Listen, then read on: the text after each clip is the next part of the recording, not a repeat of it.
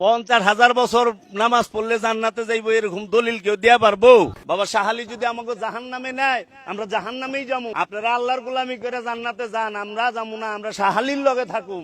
যারা আল্লাহর গোলামি করে এরা যায় দেখেন গা মানুষের কাছে বাসে টাকা চায়। নামাজি জান্নাতে যাইবো না, পবিত্র নব জান্নাতে যাইবো। আমরা উসিলা ছাড়া কোনো কিছু বিশ্বাস করি না।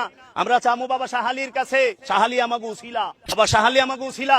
বাবা শাহালি যদি আমাকে জাহান্নামে নেয়, আমরা জাহান্নামেই যাবো। তুমি যেও না কোনো মাজারে, তুমি ঠেকিও না কোনো মাজারে মাথা, তুমি বাঁধিও না কোনো তাবিজ। কোরআনের নামে অজু ছাড়া কোরআনকে তুমি এখানে ঝুলাইও না।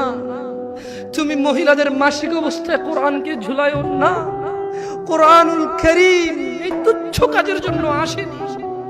শিফাউল লিল মুমিন। তুমি একটু বুদ্ধিমান হও, নাপা তুমি খাও, গলায় নাও না।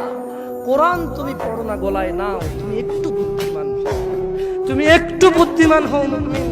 তোমার এখানে যদি সূরা ইয়াসিন থাকে, তোমার এখানে যদি সূরা ইয়াসিন থাকে, তুমি বোঝো তুমি টয়লেটে যাচ্ছ সূরা ইয়াসিন নিয়ে। আল্লাহকে ভয় করো।